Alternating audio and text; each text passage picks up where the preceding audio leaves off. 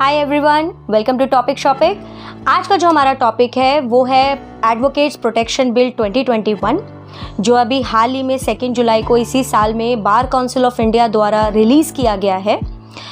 Actually क्या है, इसको लाने का पर्पस और मोटिव वो क्या है, मैं पहले आपको ये बता देती हूँ। पिछले कई बीते दिनों में एडवोकेट्स के ऊपर बहुत ब्रूटल अटैक हुए, जिसको लेकर के बार काउंसिल ऑफ इंडिया ने इसका संज्ञान लिया, कॉग्निजेंस लिया और इस चीज़ को कंसिडर किया कि एडवोकेट्स को प्रोटेक्ट करना बहुत ज़रूरी है और उनके लिए एक बिल लाना बहुत ज़रूरी है। ये अभी एक बिल है, ये अभी एक ड्राफ्ट है जो पार्लियामेंट में पास नहीं हुआ है। जिस तरह से सोसाइटी में हर प्रोफेशन की अपनी एक वैल्यू है, एक अपनी इम्पोर्टेंस है, सिमिलरली एडवोकेट्स भी बहुत अहम रोल हमारी सोसाइटी में प्ले करते हैं। They act between the victim और you can say a citizen, a person and the court. अगर आपको जस्टिस दिलाना है तो वो एडवोकेट का काम है। Without them society can not move. अगर आपके लॉज रिलेटेड इशू हैं, फंडामेंटल राइट्स इन्फ्रिंज हो रहे हैं, तो आप किसको रेफ़र करेंगे? जैसे आप एक बीमारी के लिए डॉक्टर को रेफ़र करते हैं to get a better treatment, उसी तरह से जस्टिस के लिए आप एडवोकेट्स को रेफ़र करते हैं to get a better justice, right? तो एडवोकेट्स बहुत इंपॉर्टेंट रोल प्ले करते हैं हमारी सोसाइटी में। They pay for a noble cause, they do whatever in their profession for a noble act, for a social cause, so they deserve complete respect from the society. But हो क्या रहा है कि कई time से advocates के ऊपर ऐसे ब्रूटल अटैक हो रहे हैं। मुझे भी कुछ ऐसे केसेस रिकॉल हो रहे हैं जो मैं आपके साथ शेयर करना चाहूँगी। एक ऐसा केस हुआ था तेलंगाना आंध्र प्रदेश में, जहाँ पे एक एडवोकेट और उनकी वाइफ जो खुद भी एडवोकेट थी, उनको दिन दिहाड़े मार दिया गया था। Second case which recalls in my mind, वो ये था कि कश्मीर में एडवोकेट बाबत कादरी थे, वो सोशल एक्टिविस्ट भी थे, उन्हें भी गोली मार दी गई थी। Third case which clicks in my mind was Patna high court. Patna high court के एक लॉयर को भी गोली मार दी गई थी दिन दिहाड़े। सो ऑन, ऐसे कई केसेस हैं जहाँ पे एडवोकेट्स के ऊपर टाइम टू टाइम बहुत अटैक हुए हैं। बहुत कुछ हुआ उनके अगेंस्ट, जिसकी वजह से बार काउंसिल ऑफ इंडिया को एक डिसीजन लेना पड़ा और फाइनली उन्होंने एक 7 मेंबर्स की कमेटी फॉर्म करी, जिसको ये काम दिया गया कि आप एक ऐसा बिल ड्राफ्ट कीजिए और वो एडवोकेट्स की प्रोटेक्शन से रिलेटेड हो और सारी चीज़ों को ध्यान रखते हुए उसके अंदर वो प्रोविजन सेट किए जाएँ। So this bill is still pending. जैसा मैंने आपको बताया, ये सिर्फ अभी बिल है।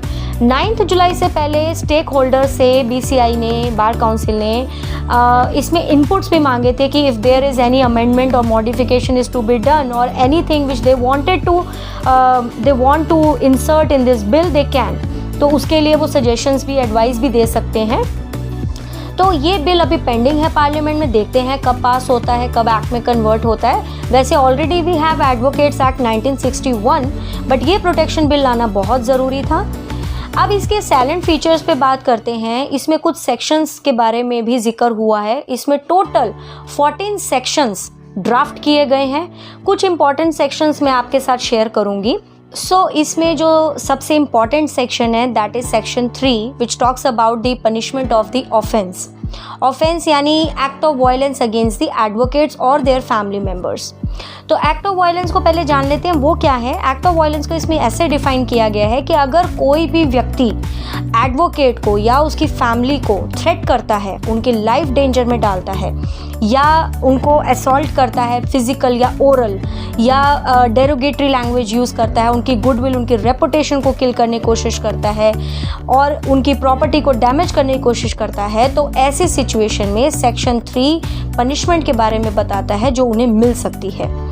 सेक्शन 3 में भी 2 क्लॉज को डिफाइन किया गया है, बताया गया है। सब क्लॉज जो 1 है सेक्शन 3 का, वो ये कहता है कि अगर ऐसा एक्ट ऑफ वायलेंस कोई भी एडवोकेट या उसकी फैमिली के अगेंस्ट करता है तो उसको कम से कम 6 महीने की सज़ा और ज़्यादा से ज़्यादा 5 साल की सज़ा हो सकती है।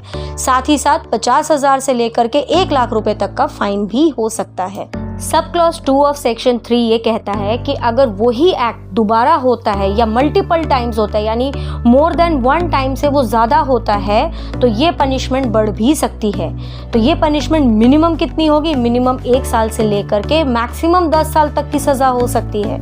तो हर इंसान को ये जानने की ज़रूरत है कि अगर वो एडवोकेट के खिलाफ कोई वायलेंस करेगा तो उसको ज़्यादा से ज़्यादा सज़ा 10 साल तक की हो सकती है। और अगर हम इसमें फ़ाइन की बात करें तो 10 लाख तक का फ़ाइन भी हो सकता है। अब हम बात करते हैं सेक्शन 4 की, which talks about the compensation to the advocates. अब कंपनसेशन में क्या है कि अगर आप उनकी किसी भी प्रॉपर्टी को डैमेज करते हैं तो उस इंसान को, उस व्यक्ति को कंपनसेट करना होगा एडवोकेट को। और वो कंपनसेशन का क्वांटम कैसे डिसाइड होगा? Twice of the value of that property.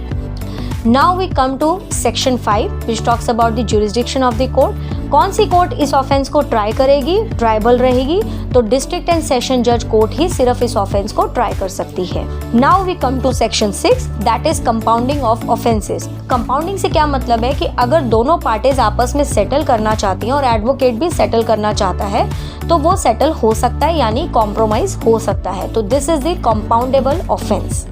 Now here comes section 7 which is again an important section. Why this is an important section? Because it covers the protection to the advocate, police protection. तो ये police protection के बारे में बताता है। अगर किसी advocate को ऐसा लगता है कि उसकी लाइफ को या उसकी फैमिली की लाइफ को कोई डेंजर है, कोई थ्रेट मिला हुआ है, तो वो ऐसी कंडीशन में under section 7 of this bill which is to be converted into the act अगर हो जाता है तो वो प्रोटेक्शन क्लेम कर सकता है, उसको पुलिस प्रोटेक्शन मिलेगी। The next provision in this bill is, अगर किसी एडवोकेट के खिलाफ शिकायत होती है तो कोई भी पुलिस ऑफिसर बिना permission of chief judicial magistrate advocate को अरेस्ट नहीं कर सकता। अगर उसको एडवोकेट को अरेस्ट करना है तो उसको चीफ जुडिशियल मैजिस्ट्रेट से परमिशन यानी अरेस्ट वारंट लेना होगा।